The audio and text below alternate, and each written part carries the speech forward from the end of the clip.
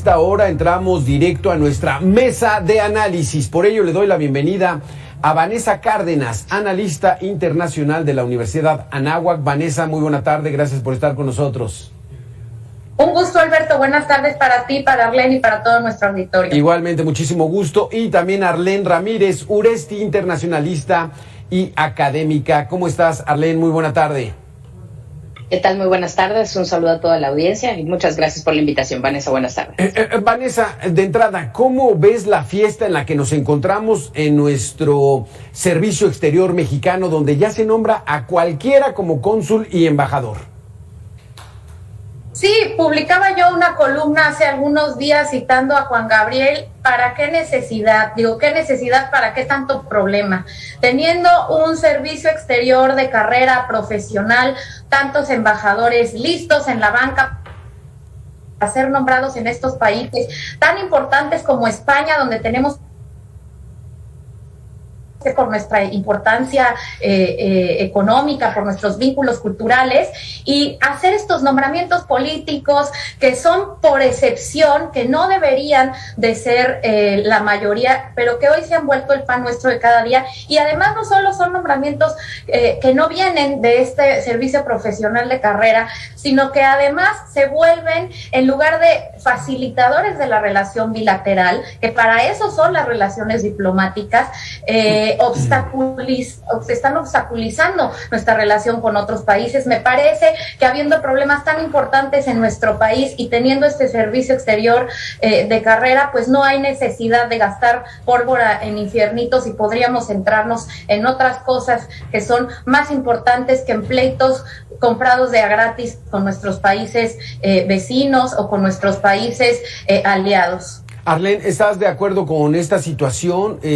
¿Qué le estamos dejando a un estudiante en estos momentos de relaciones internacionales que sabe que se tiene que preparar en idiomas, en historia, en geografía, en la geopolítica, entenderla perfectamente, y saber que a lo mejor su puesto lo va a ocupar un político porque así lo decide el que toma las decisiones? No, totalmente de acuerdo. Creo que es uno de los peores momentos en la historia diplomática de México. Si bien es cierto, además de ser abrir frentes innecesarios de confrontación, ¿no? Justamente la ley del servicio exterior mexicano es sumamente clara en los requisitos y en las atribuciones que cada uno de los miembros de este cuerpo diplomático deben tener.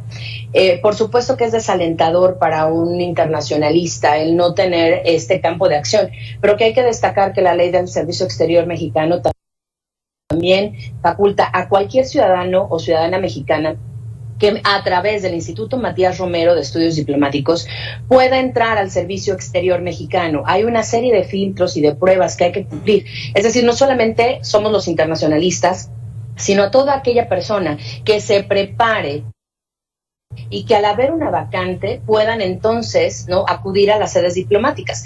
En realidad, a mí en algunos momentos me ha tocado vivir muy de cerca la situación en los consulados, en la red consular mexicana, y he podido constatar el gran trabajo que se hace desde los puestos, por ejemplo, de protección, las ventanillas de educación, de oportunidades educativas, las ferias de salud. Hay un programa extraordinario que hoy está totalmente en la congeladora que se llama 3x1 para migrantes, que justo como decía Vanessa, no se ha quedado pausado por la incapacidad no solamente de articular los esfuerzos con las comunidades de migrantes en los Estados Unidos o en cualquier otro lugar del mundo, pero también ha generado además pues una pérdida importantísima de presupuesto. Entonces, es un problema que justamente traerá consecuencias bastante importantes y hoy lo estamos viendo en el conflicto entre Rusia y Ucrania. La falta de preparación del personal en las embajadas y en el área de protección consular ha hecho que todos los procesos sean mucho más lentos. La capacidad de articular soluciones para proteger a los mexicanos en el exterior se ha habido detenida justamente por la incapacidad, pero por la falta de preparación y por, como tú bien lo apuntas, pues porque el personal no está designado con todas las facultades que debería de inicio. Esta improvisación, Vanessa, nos hace vulnerable ante el exterior. Si bien es cierto, dice el presidente, es que los Estados Unidos son injerencistas, cuando tenemos unos diplomáticos tan débiles, pues esa injerencia pues va a ser de mayor riesgo, ¿no? Claro, se pierde este poder de negociación. Por ejemplo, hoy tenemos al embajador Moctezuma, sin duda un gran político en México, que tendrá experiencia en Estados Unidos, pues de ir de compras y de algunos negocios, etcétera. Pero ahí sí necesitamos un diplomático de carrera, que sea un negociador duro, experto. Tenemos una relación muy importante comercial, tenemos una relación muy delicada en temas migratorios, en temas de seguridad.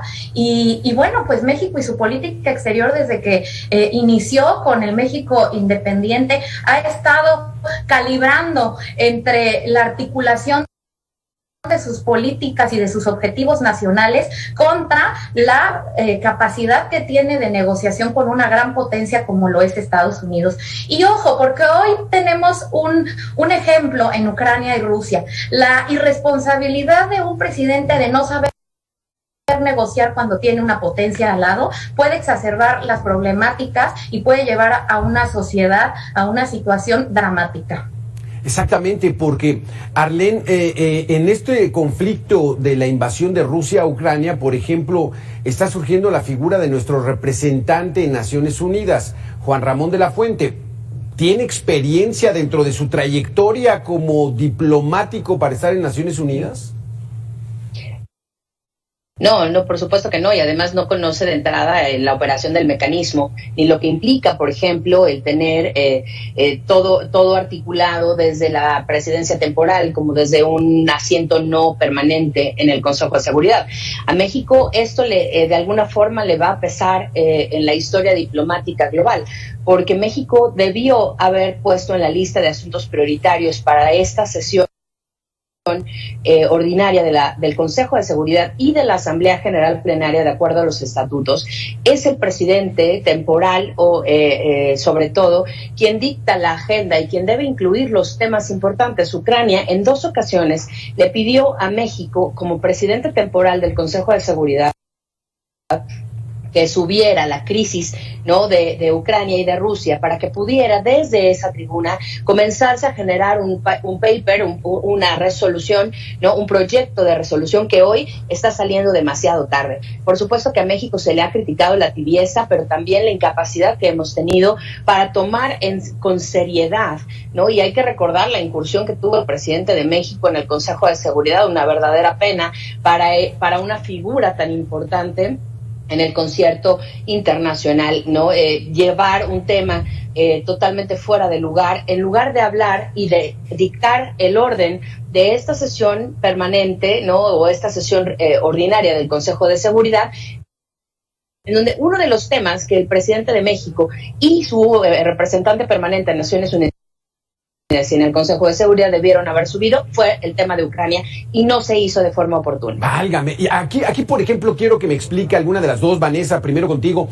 ¿Qué tan importante es de que una nación, inmediatamente lo que vimos, entraron ya elementos de Rusia, cruzaron la frontera, estaban invadiendo Ucrania, y muchos países empezaron a acusar este asunto y a condenarlo, con esa palabra, condena enérgica de la presencia de Rusia dentro de territorio ucraniano. México se tardó 22 horas en condenar. ¿Qué tan importante es esto dentro de los protocolos internacionales, el que haya una condena? No, muy importante, y más cuando se trata a una flagrante violación al derecho internacional y una violación a los derechos humanos. Esto no tiene nada que ver con la injerencia. Si esto no ocurriera, hubiéramos dejado miles de atrocidades en la Yugoslavia, en Alemania, ocurrir con el pretexto de la no injerencia. México, efectivamente, tarde, corrigió, ¿no?, la postura y acertó a través del canciller Ebrard. Sin embargo, cuando estamos viendo una situación dramática humanitariamente como la que está ocurriendo, es fundamental una condena.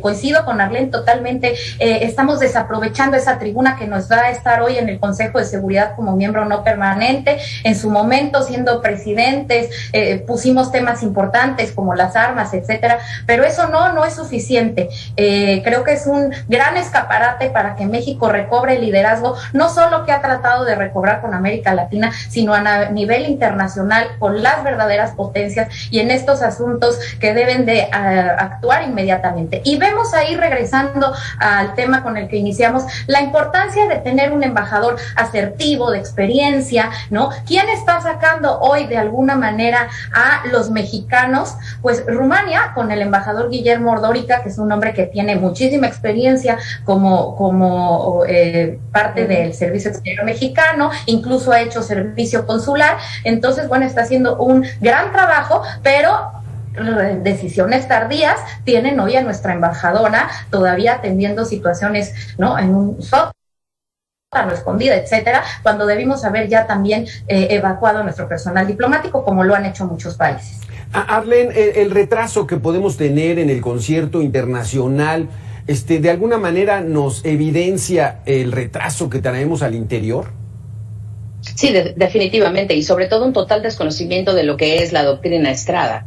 Se ha malentendido y malinterpretado y se ha desgastado el uso de la doctrina, cuando en realidad el principio de no intervención no tiene nada que ver con la falta de un posicionamiento duro, sobre todo en dos materias. Para este momento ya deberíamos habernos pronunciado, pues México, al momento en que Rusia declara una alerta nuclear, México debió haber sido de los primeros países en levantar la mano. Hay que recordar el Tratado de Tlatelolco, que justamente da pie a los tratados de no proliferación de armas nucleares. Y en los tiempos en los que México era un líder, ¿no?, internacional con responsabilidad global.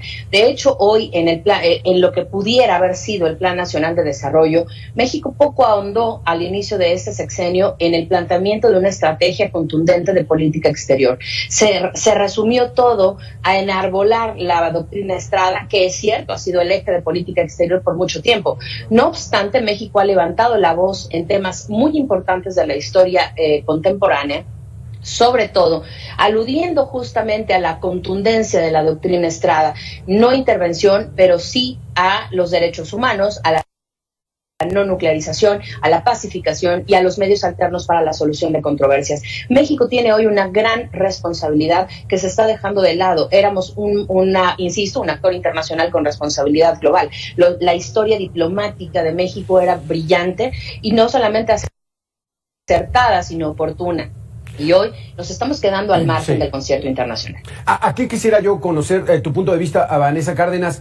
El secretario de Estado de los Estados Unidos hizo una declaración muy fuerte de que en México se persiguen y se asesinan a los periodistas y que hay que trabajar en la garantía de la libertad de expresión. ¿Una manifestación de ese tipo es injerencista por parte de los Estados Unidos a nuestro país? No, de ninguna manera. Los derechos humanos es un tema universal y la forma de hacerlos cumplir cuando estamos viendo una situación dramática es justamente a través de la presión internacional. Para eso están los organismos internacionales. Es un tema incluso que cuadra y que sirve para poder o no establecer un tratado de libre comercio como el que tenemos con Europa, como el que tenemos con Estados Unidos, ¿no?, que son mecanismos sí económicos, pero que de alguna manera cubren o protegen a los ciudadanos de los diferentes lugares. Aquí no estamos viendo una guerra, pero estamos viendo que tenemos más homicidios que en muchos lugares donde hay conflictos armados, lo cual es dramático, estas comparaciones que se hacen hoy con Ucrania, etcétera, y que evidentemente teniendo la 10ª frontera más grande del mundo, ¿no?, y un comercio tan importante como el que tenemos con Estados Unidos, y que esta situación de inseguridad, etcétera, que se vive aquí, pero también allá, y que si algo tenemos bien organizado es el crimen, y en ambos países además, pues evidentemente hay que estar en alerta y haciendo trabajo de cooperación, ¿no? Y cuando se ve que una de las partes no lo está haciendo, pues evidentemente viene la presión. No necesariamente eso es injerencia, pero evidentemente tenemos presiones internacionales de que se cumplan compromisos que hemos además pactado y que son vinculantes a través de tratados internacionales, comerciales y también de derechos humanos. Arlene, nos queda un minuto nada más. ¿Cómo ves el futuro de seguir en este camino de estar improvisando en el Servicio Exterior Mexicano? vamos a caer en un aislacionismo y en una incongruencia total, ¿no? Entre lo que hemos firmado y hemos acordado, como dice Vanessa muy acertadamente, con tratados vinculatorios, ¿no? Y que además nos obligan al respeto a esto. Yo solamente quisiera agregar que en temas de intervencionismo, pues por supuesto que no aplica el caso, en este caso en particular, sobre todo porque no hay que dejar de ver la ley interna en los Estados Unidos. El pronunciamiento que se ha hecho se ha presionado a partir también de que ha sido un diario estadounidense acusado por el presidente de México, de los Estados Unidos mexicanos, ha sido acusado de un complot en contra del gobierno mexicano. Entonces, la reacción era bastante oportuna y bastante acorde a las leyes internas mismas de los Estados Unidos. Exactamente. Pues Vanessa Cárdenas, muy interesantes sus conceptos. Arlene Ramírez, en verdad les agradezco mucho, mucho. Nos hacen ver que México no es solamente una pequeña aldea, es parte de un mundo donde tenemos que incrustarnos de manera ordenada, disciplinada, con responsabilidad, y que esa sea la visión que tengan las nuevas generaciones, de vivir en un mundo donde México sea un actor importante y no, pues, una aldea ahí medio tropical, ¿no? Muchísimas gracias, Vanessa Cárdenas. Muchísimas gracias, Arlene Ramírez. Con mucho gusto, gracias. Muy buenas tardes. Igualmente, nos vemos próximamente, porque este tema va a dar todavía mucho más de qué hablar. Gracias.